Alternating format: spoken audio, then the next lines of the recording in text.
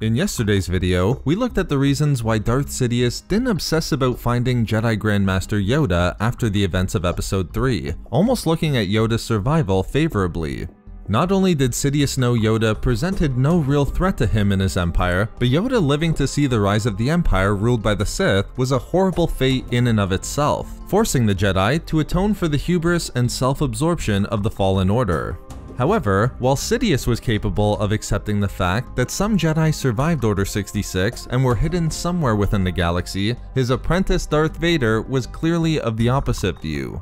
Unlike Sidious, Vader was obsessed with hunting down the remaining Jedi, especially in the earliest weeks following the rise of the Empire. And that obsession was taken to another extreme altogether when it came to his former friend and master Obi-Wan Kenobi, an obsession that equally dismayed and infuriated Sidious. In the weeks after Order 66, a Jedi Padawan named Dama Montalvo, although able to initially survive the Purge, was captured by the Empire and held within a detention center on Coruscant. It's here where Dama was ruthlessly interrogated by the Sith Lord Darth Vader, where Vader only wanted one piece of information from the Padawan: the location of Jedi Master Obi-Wan Kenobi. When Dama replied that he didn't know, but even if he did, he'd never tell Vader, the Sith Lord became enraged, his fury causing him to reach out to break the Jedi's neck, not with the Force, but with his own cybernetic hand. At this, Darth Sidious entered the facility, noting the foolishness of his apprentice by telling him that he had just performed somewhat less than well done. And while we wouldn't expect Sidious to show mercy or compassion for the Jedi, there's a hint from Sidious that the entire endeavor was a useless display of Vader's rage, where Dama was killed rather needlessly, likely believing the Jedi when he said he had no valuable information. Clearly, Vader continuing to execute his own personal Order 66 and seeking vengeance against all of the remaining Jedi did not sit well with his master. Rather dismayed, this event prompted Sidious to attempt to get his apprentice to understand that the Jedi weren't important, and really more precisely, revenge against Obi-Wan was a concern Vader had to reject. This wasn't the first time Sidious's agitation with Vader was the product of the fact that the Dark Lord would have to continuously remind his apprentice of this lesson. In fact, as Sidious would reflect on this feature of Vader 2 decades later, he understood then that these lessons never truly got through to his apprentice, that he was never able to truly learn how to control his anger and rage and demonstrate patience in his mastery of the dark side. But despite Vader telling Sidious he understood his point in accepting the Jedi were nothing, the events connected with Jedi Padawan Dama were only the beginning. Immediately after Sidious left, Vader was informed by a member of the 501st Legion that Jedi were gathering on the planet of Kessel, and even more importantly, that Obi-Wan would be there as well, which of course prompted Vader to travel there for the confrontation he dreamed about since Mustafar.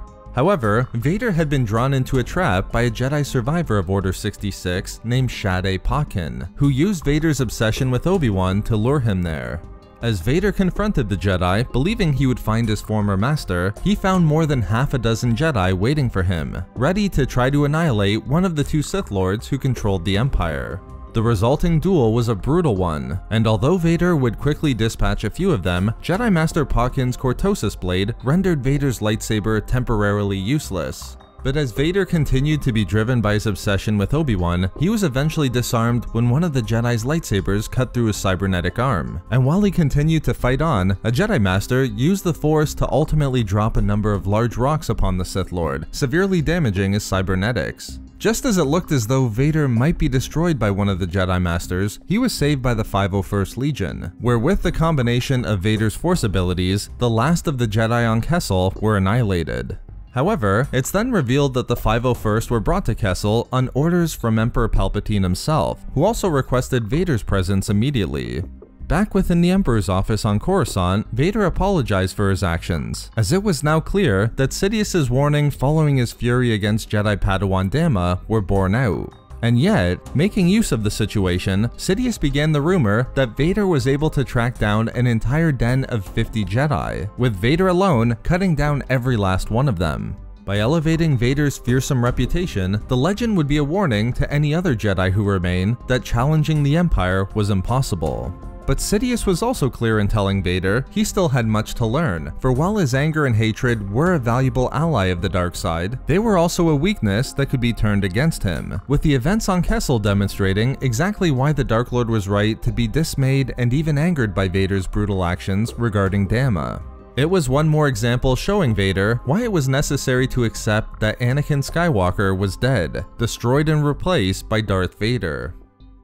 So there we have it, how Vader went a little too far even for Sidious. Thank you very much to all of the Patreon members of Star Wars Reading Club, as your support is so greatly appreciated. You can find all of our social media links and a link to our Star Wars gaming channel in the description below for updates and even more Star Wars content. We love making these videos, so why not subscribe for more fun Star Wars theories and discussions. Also, if you enjoyed the video, think about giving a like or leaving a comment. If not for me...